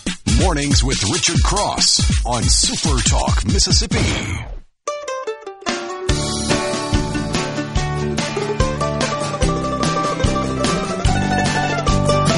You know, Lance, we're getting a lot of interesting comments, and I think this has been pretty consistent in some of the social media feeds that I've seen as well, and the comments I'm getting on X at Scott Sands Media, the C Spire text line 601-879-4395. Nobody wants Iran to have a nuclear weapon, but at the same time, nobody wants the U.S. to directly get involved in this conflict. We elected President Trump on the platform of not getting involved in endless foreign wars, and for the most part, he's stayed true to that. He's talked about repeatedly how much he wants to see peace between Ukraine and Russia and wants to diminish the U.S. role in that conflict. And he's been very measured in his response and his comments about Israel's attack on Iran.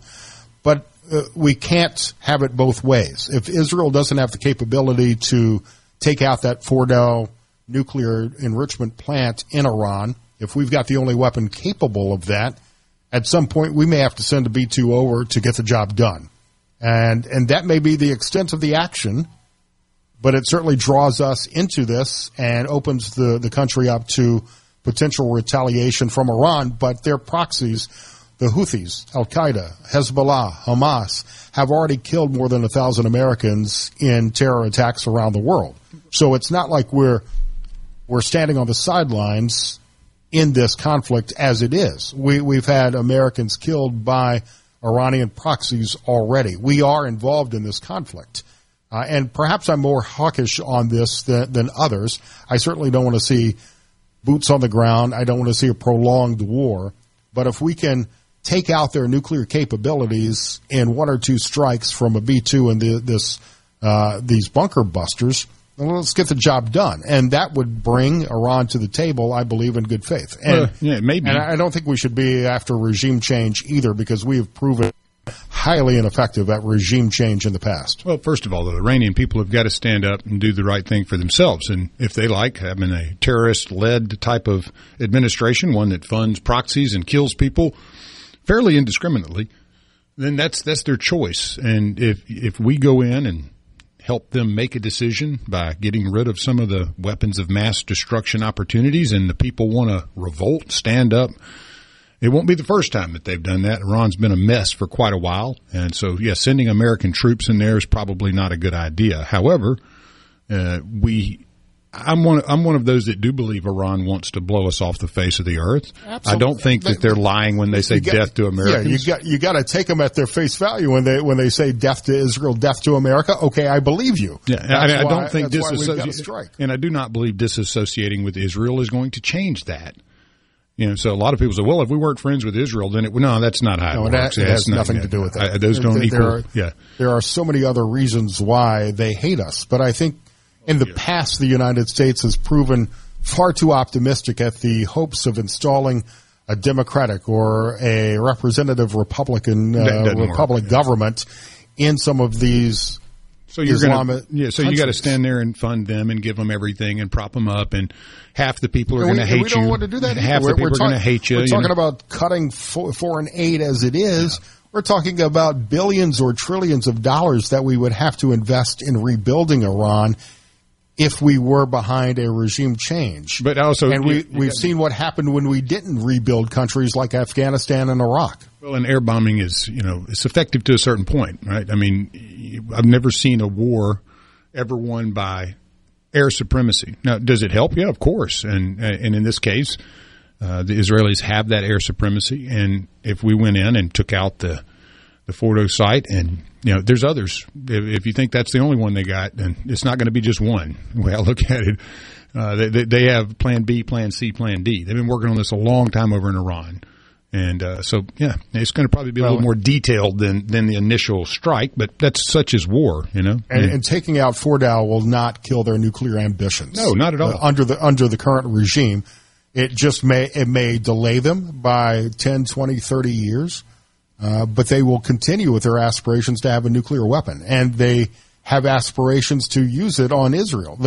I've got to believe them when they say that, and at this point, they have enriched uranium to the point where they could easily set off a dirty bomb in New York City or Tel Aviv if they so choose. Yeah, when people tell you who they are, it's probably best to believe them.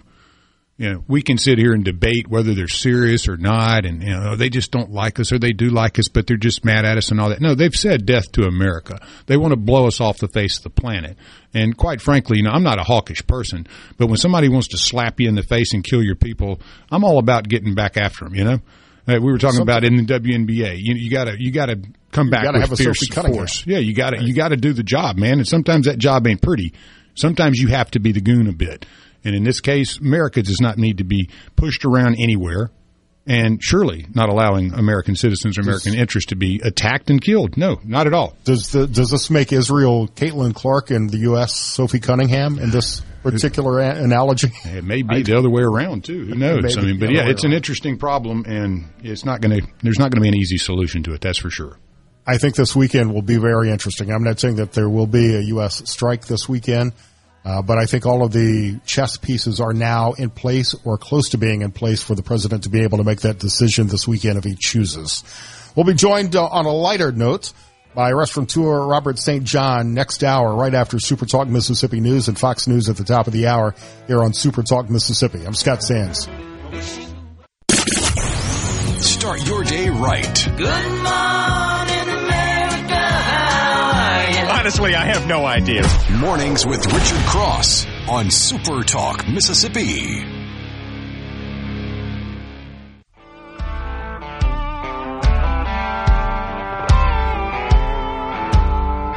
Blacktop down in the ditches, hitching a ride back to where I'm from, catching secondhand smoke. This is Mornings with Richard Cross on SuperTalk Mississippi and streaming everywhere, supertalk.fm.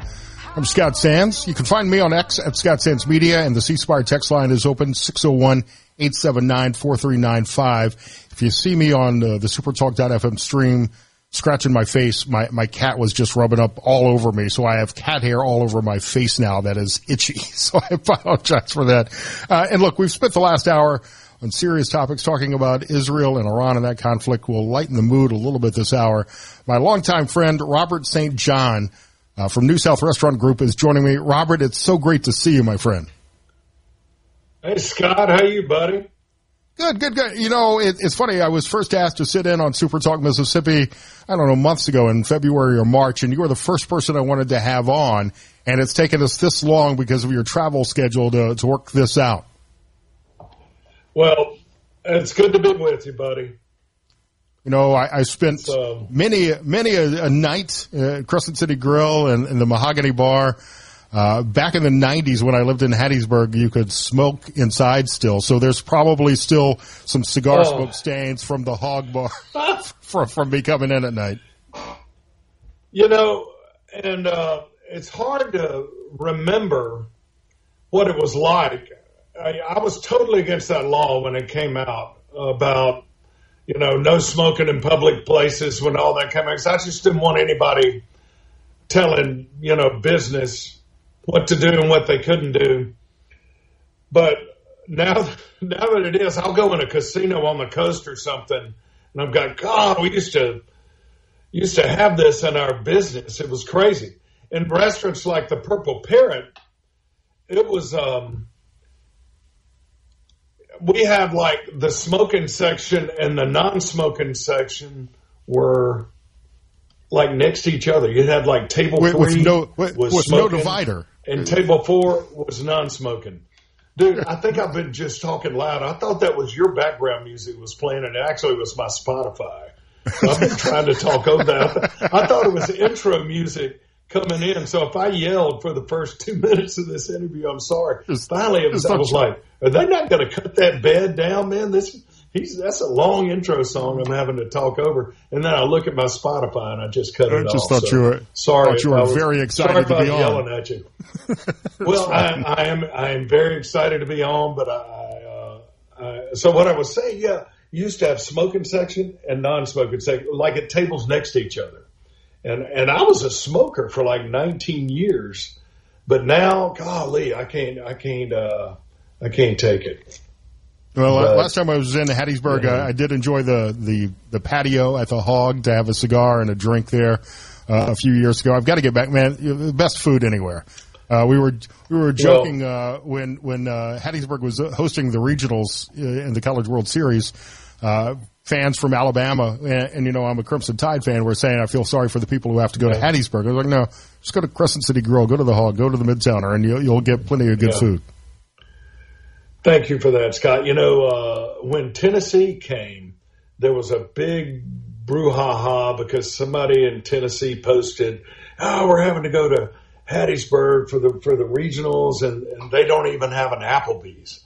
And I was like, yeah, but we kind of wear that as a badge of honor. That's, the fact that we have no Applebee's anymore is like a good thing, guys. We got a lot of good independent restaurants here, and it's a good thing, man. We miss you around here, Scott. You got to come back and see us sometime soon. I miss you guys too. So, how many restaurants do you own now? And I'm very excited for the one you're building in Gulfport in the old Triplet Day building. Yeah, we're fired up about Gulfport. We got a couple of other things coming down that way. We have 5 restaurants and 2 bars currently. We have Crescent City Grill, which is kind of the mothership. It's been open since 87. And we've got Mahogany Bar, and then we have the Maple Bar, which you haven't seen yet. It's killer. It's a great cocktail bar. Some cool spaces. We built a really nice outdoor patio area. So that building it was built as a dress shop in 1975, and it was about 7,500 square feet when I took it over in 87 and changed it into a restaurant. We're 15,000 square feet now. It's doubled. It's grown really big. Next door, we have Ed's Burger Joint, which is kind of our growth vehicle. We're about to do 3 or 4 of those in the next 5 years. One on the coast. We have a place called the Midtowner, which is breakfast and lunch. I just left there and rushed over here to be with you. I love breakfast. I'm a breakfast guy, so I never miss that. And that's actually what we're doing in Gulfport in the old Triplet Day building is we're doing, it's called the Downtowner, and it's right there in the middle of downtown across from Hancock, Whitney. And we're really fired up about that. And then we've got a couple of locations for an Ed's Burger Joint down there. We have a bakery that really just back in December, New York Times named one of the top 22 bakeries in the country called Loblolly Bakery, named after the local pine tree here. We have an Italian restaurant called Tabella. And that's it for now, but you never know. For now. So, Robert, how has the restaurant industry changed in the 4 decades that you've been in business? I think the last time you and I talked in a formal setting on the radio, we talked during the pandemic, which certainly hit the restaurant industry so hard. Has the industry been able to recover from COVID? What changes have you seen in the last few years? Yeah, I know we have, and we're today in 2025, and we've been open 37 years. I've been in the industry for 44 years. Like when I first got into the industry, to back up to the first part of your question, I first got into the industry and I went to USM and studied hospitality management. And I can remember him saying in class, computers are going to be a big part of the restaurant industry one day. I mean, that's how old I am. And, there were no computers or anything. And, I was a waiter, and we were writing, handwritten checks and sticking them up in the past there. And so, obviously we've come a long way point of sale wise, but a couple of questions. So technology is making a huge difference. So AI has become a big part of the age. So with predicting, business and predicting, labor schedules and things like that we can do that you just couldn't do before. Not to mention just the point of sale systems. And with my phone, I can have, I can look at my sales numbers by the minute and product sales. And so, I spend about 4 months a year working overseas, but I am in total contact at all time. Of course, there's a 7-hour difference in time, and so I have to take that into account. But otherwise, I'm in total touch. Zoom calls with the leadership team. All of that stuff is possible now. And we're heavy into AI and on all fronts. And I use that to problem solve a lot. I don't remember the last time I Googled something. I just go to ChatGPT. And the industry operates on such a unique model where the seating capacity is dictating your budgets and how much food you order, your operational costs. There's a lot to take into consideration. Yeah, it's we're blessed to have pretty steady business, and so that's nice. And I've got today. So back to the COVID part of your question, the word existential is so overused today. Everything all of a sudden is an existential crisis. Blah blah blah. That was an existential crisis for the restaurant trade. And I was having conversations with my family and my kids that, not sure what's going to happen here March of 2020. We may have to sell the house, whatever. We'll move into an apartment, all four of us, and we're going to do what we can to keep this restaurant open and to keep, I got 450 people that depend on the decisions I make and everything. And everybody came together.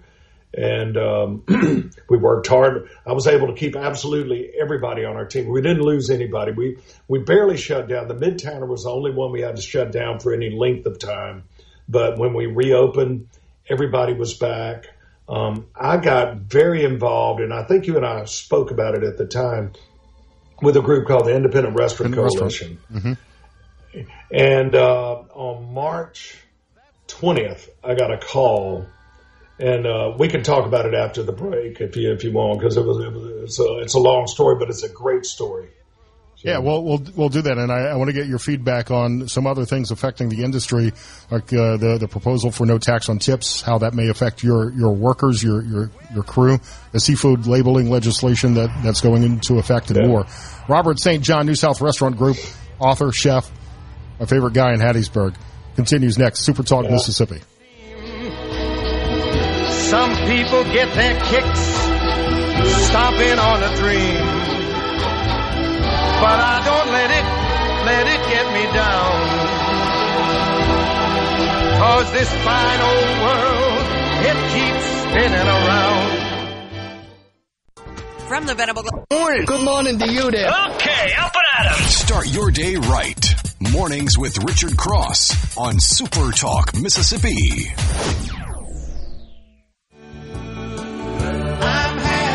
Daydreams about night things in the middle of the afternoon.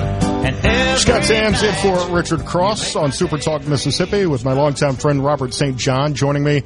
Robert, before the break, you were telling us about the Independent Restaurant Coalition, and that was the last time you and I had a conversation during COVID, as it was affecting everybody across the country. Yeah, so it was a really cool thing. On March 18th, 18 restaurateurs from across the country, New York, some big-time folks you would know, Tom Colicchio and Will Guidera, and a lot of names you would know in the industry, got together just on a hunch, what can we do? This thing's coming up. Well, on the 19th, the next day, I was like the 19th person on the call. And we formed what became the Independent Restaurant Coalition. And we just met twice a day on Zoom for every day, 7 days a week for the first 4 or 5 months. And then it was every day, once a day for the next several months. And we started, getting together with Congress and everything, trying to help. The National Restaurant Association was doing things for the big chains, the McDonald's of the world and all these guys, but there was nobody looking after the number two, like Scott, number one employer in all of America's government, unfortunately. Number two is healthcare. Number three is hospitality. So you've got this major workforce that, we were getting shut down and stuff. So we fought and got through Congress. I think it was about within 11 months, we had gotten like $28.6 billion to go directly to independent restaurants and keep them open. And we ended up keeping a bunch of them open. And that's the last time you and I talked, we were in the middle of that. So what COVID did for us, once it was a rough time to go through for about 2 years just with the hiring. We were being here in Hattiesburg in this college town. We have always been blessed with hiring A+ candidates. We, with great USM students and and during that about a 2-year period up to about 2022, we were just hiring warm bodies, anybody that could come in. And I'll have to be honest, we weren't very equipped to manage. It's easy to manage A+ candidates. It's a whole different mindset and management style to manage warm bodies. And we just weren't good at it. And it took us a couple of years to get back on our feet. And today we are, we're hitting on all 12 cylinders now. So we've got a great leadership team. We're the best your we've ever leadership been team is in 2025. I know your leadership team has very low turnover, which is amazing in the industry. But will something like the proposal for no tax on tips help you retain great talent? Will that be an incentive to join the hospitality industry? Yeah, I think so. We're an entry level, and a lot of people's first jobs are in restaurants. We've been blessed. I have a lady has been with me since day one, 1987. And the average tenure of our lunch crew is probably 12, 15 years. And so, I've always had the philosophy, you just take care of the people who take care of you. So front of the house people, no tax on tips is huge. That's certainly a big thing. And I hope that, you're hearing rumors now that maybe they're going to pull that out. The Senate's going to pull that out. And I hope they don't because, tipped employees all over. A lot of people don't understand servers make $2.13 an hour, and so they depend on those tips. A lot of places in New York, Danny Meyer, who's probably the best restaurateur in the country, several years ago went into a plan where no tips, and they paid everybody more and spread it all out, and that lasted about 2 years, and they got rid of it. So. I think it's something that needs to be kept. The Senate needs to figure out a way to keep that in the bill. I think that's good for the economy. It's good for the people who are in the tipped industry. There is that was part of the president's platform. That was a big deal in the campaign. In a couple of weeks, the Mississippi seafood labeling bill will go into effect. I think this is great for locally owned restaurants in the state that rely so much on seafood as part of their menu, as many of your restaurants do. I think there should be this transparency. And you're in Mississippi. You're right there at the Gulf. If you're going to have crawfish, if you're going to have shrimp, if you're going to have oysters, it should be from local fishers, from the fishing industry in the state. And that should be a highlight of the restaurant menu. Yeah. Seems like a no-brainer, doesn't it? But we have... We've been priding ourselves from day one, 1987. All our fish is Gulf fish, locally caught. We're in Hattiesburg. We're 70 miles north of I've eaten seafood all over the world. Literally, I've been all over the world eating seafood, and there's none better than what comes out of the Gulf. And our fish species, mainly because, we complain a lot about our water isn't as blue and clear because you've got so much of the Mississippi River dumping out in the area we are. And if you look at that map it's rivers from Pennsylvania to Montana up in Canada all come out right there past New Orleans and out into the Gulf. But what that also does, it makes those waters, rich in different things that redfish love and crabs love. And so, we're blessed to have all of that. We use Mississippi shrimp, we use crab meat, we use oysters, we use fish, all from the Gulf. And for us, that's a bragging point. We're like, why not? It's not as easy to do the local thing in South Mississippi because we have a tight season for farming. Blueberries are coming in now, blackberries are coming in now, peaches are coming in now, but by mid-July, that's it for the local. Corn will be coming in. Strawberries are in March. But other than that, seafood is the local thing we can do all year round and be kind of farm to table, but it's really Gulf to table. And there's such a great food culture in the state that should be celebrated more. I miss all of the food from Crescent City Grill, obviously, but I could try to cook some of your recipes from your cookbooks, but it's just not going to come out the same. And I saw you yesterday, you've got a Christmas cookbook coming out that you have wanted to do for a long time. Long time, yeah. It'll be number 15, and I'm really fired up about it. I had a 3-book deal with a New York publisher back in, I think it was 2004 or 5 when I signed that deal. And the one I wanted to do right off was a Christmas cookbook. And this group, I'm sitting there on the Upper West Side in Manhattan, and they said, well, we don't do Christmas. It'd need to be a holiday book. And I was like, no, I'm not going to, because we do Christmas. And so we just got kind of a brouhaha, and I moved on and just made a mental note. One of these days I'm going to do the two I really, really wanted to do was a breakfast cookbook and a Christmas cookbook. And my cookbook that came out 2 years ago, my last one was something called Mississippi Mornings. And I got to do a breakfast book. And so this one is a Mississippi Christmas. And so a couple of years in the making. I'm really fired up about it. It'll come out in November. And it's probably, I think it's the best one I've done yet. I'm really proud of it. Kate Dearman, who her mother and I grew up together here in Hattiesburg, and she's a photographer.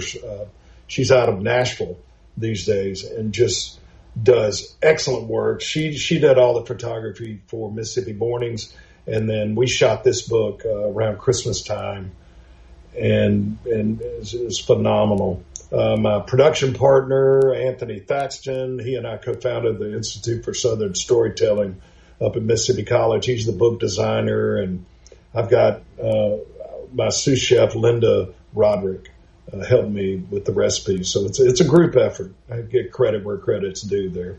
I can't wait to see that. And you've been so successful. I can't wait to get back down to the state and enjoy some crawfish and some good food at Crescent City Grill. And try out one of the new restaurants, too, the Burgers at Ed's. Oh, you got to come see us, buddy. I look forward to seeing you. Robert St. John, it's great to catch up with you, my friend.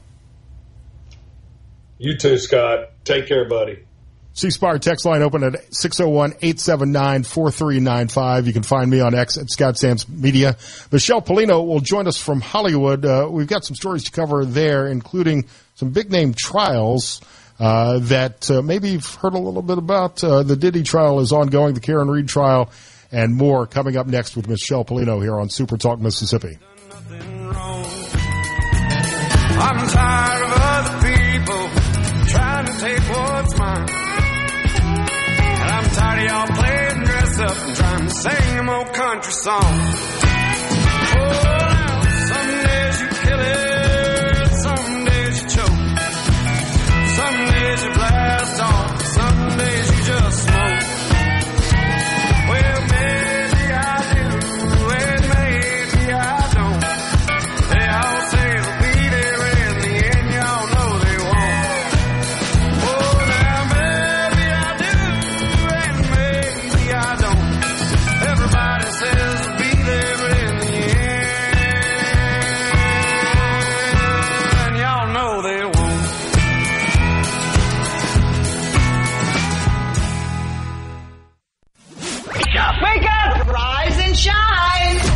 Start your day right. Mornings with Richard Cross. Nice early morning surprise. On Super Talk, Mississippi.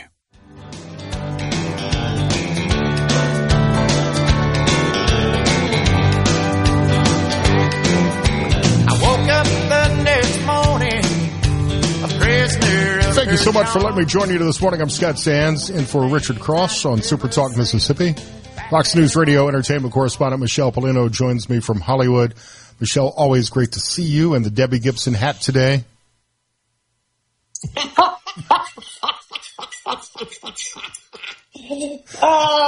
don't look at it as Debbie Gibson hat, but thanks for corrupting my mind as you always do.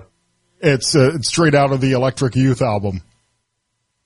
It totally is.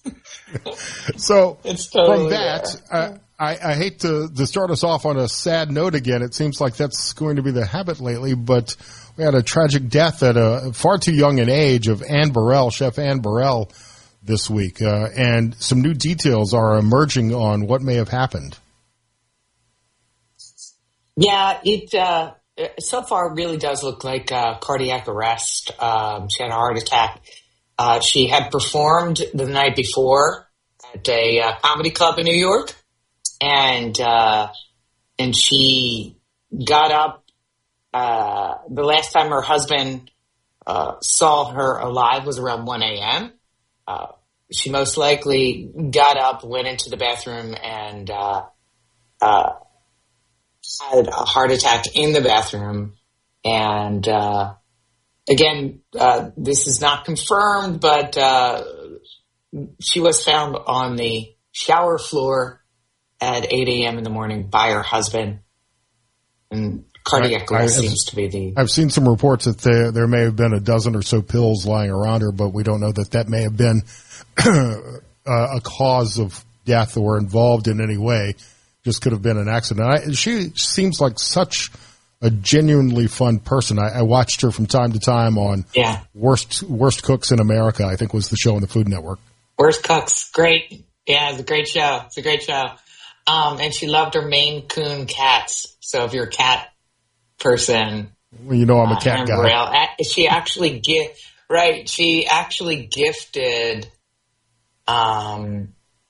Chef Bobby Flay with the Maine Coon cat, and it's now the greatest gift in the world to him because it's from Ann Burrell. But yeah, she's 55 years old, and we'll find out the final analysis. But as you said, pills nearby we don't know the toxicology reports. That's going to take a minute.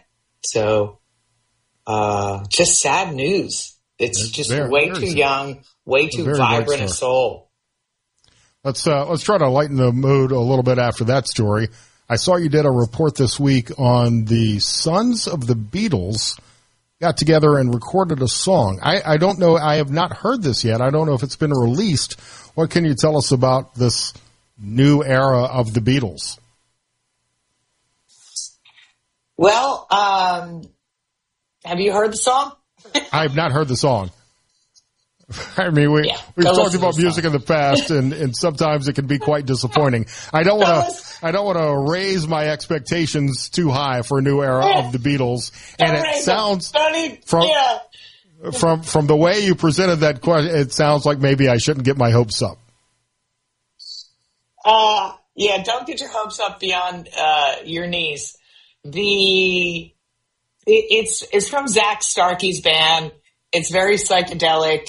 You can hardly hear Paul McCartney's son or John Lennon's son, Sean Ono Lennon, on the song. Actually, Sean Ono Lennon and Paul McCartney's son did a great song last year called Primrose Hill. That's fantastic. It's much better than this Mantra of the Cosmos. Mantra of the Cosmos is what it's called. So the title says a lot about what the song may sound like, I think. Yes. Yeah. It's disappointing to hear. You hear him chant Zach Starkey throughout it. Thank God for the Buddha. And it's It's wild. It's a wild song. So is it reminiscent of the Beatles on acid era? Slightly. Yeah. Not as good. Not as good. I mean, but slightly. But as you and I know, and you know, that era was a direct result of Brian Wilson's Pet Sounds. I mean, Sgt. Pepper's was a direct result of Brian Wilson's Pet Sounds. Those are I think the highest elevated as far as experimental records you could ever hear. I think this was an experimental record, and it was not yet. Yeah. We may have frozen Michelle for just a second, but I think she's back here live. So Michelle, over the years, you and I have talked about over the years about how different the television industry has become because of streaming. More people are subscribing to streaming networks. I personally cut the cord a long time ago, and still use streaming services. Now we're seeing that the streaming numbers are overtaking broadcast and all of the rating services, becoming huge. For the first time ever, this past week, streaming overtook broadcast and cable combined. We're not looking back at this point. We've been talking about this for a very long time. We've watched it inch up, and now it's overtaken it. And we're just going to see these numbers, tick up from here on out. I think it was like 44.8% people were watching streaming. Mainly YouTube. Everybody watches YouTube all day long, all the time, on their TVs. And I think it overtaken, I think 42.8 was broadcast and cable. Very interesting. Netflix also up there, but not as much as YouTube. YouTube is what everybody's watching now. And we're seeing as you and I have talked about, the movie industry declining as a result of that as well. That said, there are a couple of new movies opening this weekend. I have not seen the two prequels to 28 Years Later. I think there was 28 Days Later and 28 Months Later. Now it's 28 Years Later. But it does look like it's a good horror film, not in a slasher sense, but a good suspense horror movie. Yeah, the trailer is intense. It's intense. If you watch the trailer, it actually won an award for best visual trailer for the Advertisers Award Company. But I don't even know if that's a award company. I don't know what that means. But Advertisers won an award. The Advertisers won an award for this trailer that is creepy. It looks like a great zombie flick. I did not see it. I am going to see a preview of Superman because I'm such a geek girl and I love my superheroes, Avengers, and DC Comics. I didn't see a preview of that. I have talked to some friends who say it is an outstanding zombie apocalypse film. Yeah, so like some sort of rage virus like COVID unleashed on the world, and the survivors are on a small isolated island away from the mainland. And there's a causeway that appears at low tide, and they're able to go to the mainland. That seems to be the gist of it, but at its heart, it seems like it's a horror movie. Quickly, there's also a Pixar film. It's a horror movie because... Go ahead. It's a horror movie because they mutate. Everything is mutated. Nature is mutated now. And that's what's horrific about it. That's what makes it horrific, is what it's done to nature. Pixar's Elio is out, and Brideheart, is that like a rom-com? So Brideheart is... I have heard so many bad things about this film. Okay. I can't even... I can't do it. Rebel Wilson is back, and she was better when she was a little on the heavy side. What is it about? No, see, if I said that, I would get yelled at, but you can get away with saying that.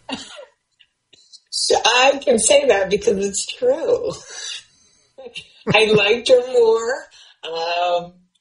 She slimmed down, but not so much. I mean, well, yeah, she's pretty much slimmed down.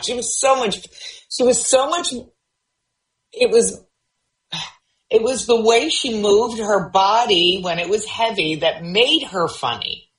There's something about that. Like and her own fat jokes towards herself, like that self-deprecating, in an Australian accent is great. Now she's just another comedian that wants to be a comedic actress, and I don't know, not as enjoyable. What I've taken from this is, if you want to stay funny, don't lose weight. Is what my takeaway is from that. That's correct.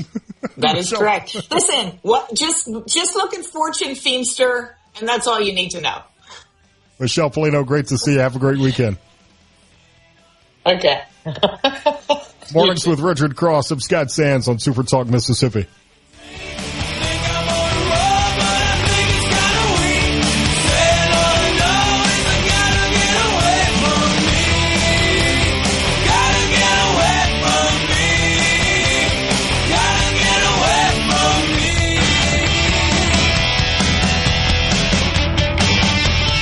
From the Venable Glass.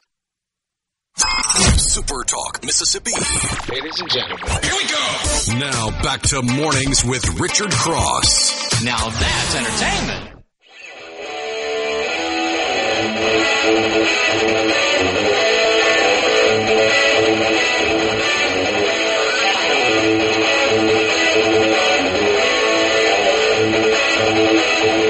Scott Sands in for Richard Cross. Great to be here on this Friday morning, Lance. I was just taking a look at the opening stock market. Here it's 23 minutes after the opening bell.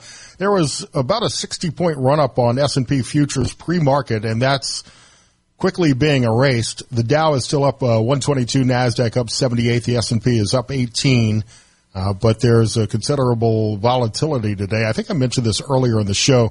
$6.8 trillion worth of options on stock indices, ETFs, equity index futures, and individual stocks are expiring today in the trading session. It's potentially the biggest triple witching OPEX on record. It's also the first monthly post-holiday OPEX in like 25 years. $4.5 trillion in notional value of expiring options tied to S&P 500 index options, at about $1 trillion worth of options expiring tied to individual single stocks. So could be a pretty volatile day on the market if you're keeping an eye on that. Let's wrap up and take a look at the weather as we head into the weekend. It's going to be another hot, humid weekend across the state today. Very much so. Greenwood, 30% chance of showers and thunderstorms, mainly between noon and 1, 93 degrees. And hold on here, because heat index values could get up to 105 today. So not much wind either to help you out, so be careful. But tonight around 75, be light wind, about 5 miles an hour. And tomorrow sunny with another 105. So that's your Delta forecast. You also have Pascagoula in the coast, 30% chance of showers and thunderstorms today. Overnight, really, and then again, it kind of carries over through the day, 30% chance of showers. Again, 105 heat index values with a high about 91, another light 5-mile-per-hour wind. 20% chance of showers tomorrow, be a little bit cooler. 20% tonight, 40% in the morning. So that is your coastal outlook for today and in the morning. And then Robinsonville, northwest corner of the state, patchy, dense fog this morning, then mostly clear around 75 tonight. Should be about 103 on the heat index values again today with a high about 91. No wind, really, to mention, so it'll be cooking up there in the northwest part of the state. And then finally, let me get you a forecast for West Point, Mississippi, the eastern portion of the state. A 30% chance of showers through the day, mainly around the afternoon hours, and going to be warm, 99. So the cooler spot will be the east side of the state. 30% chance of showers tomorrow, mainly after 1 o'clock, and it'll be cooking too. Heat index value is about 105 and a high near 94. So east side of the state, you get a little break today, but tomorrow you're going to be cooking.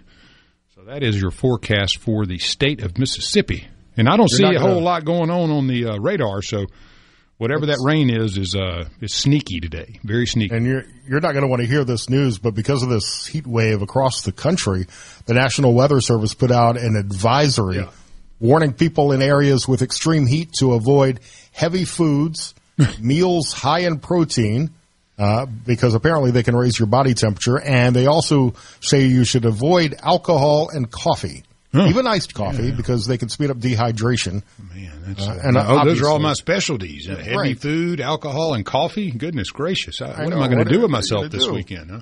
And this should go without saying, but unfortunately it needs to be said. Avoid leaving your kids and your pets in your vehicle in the sun. Just don't take them with you. Yeah, it's no point. Anytime. This seems obvious, but there's a reason why we keep having to tell people not to do this, and it's really sad. Don't leave your pets and your kids in the car, especially in the summer in the sun.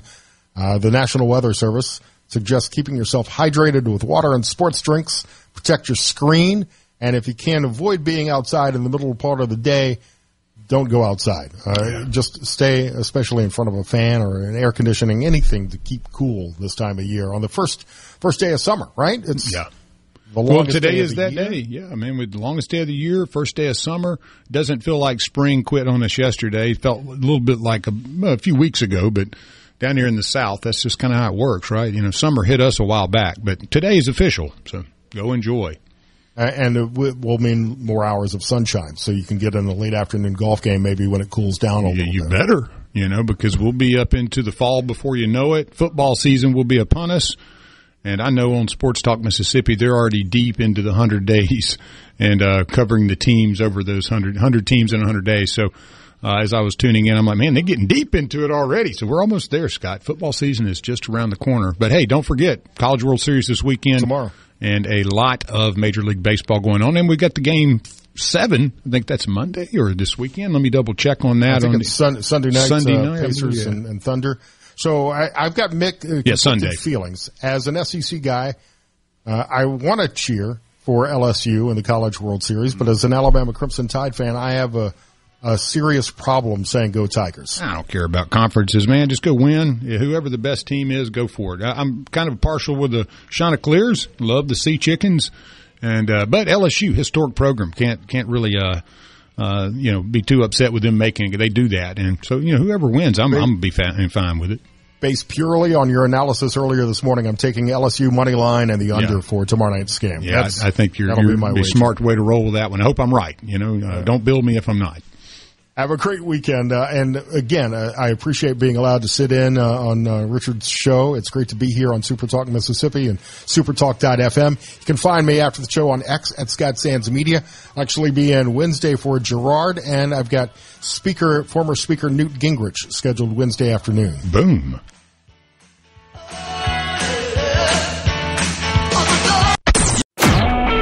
A SuperTalk Mississippi media production.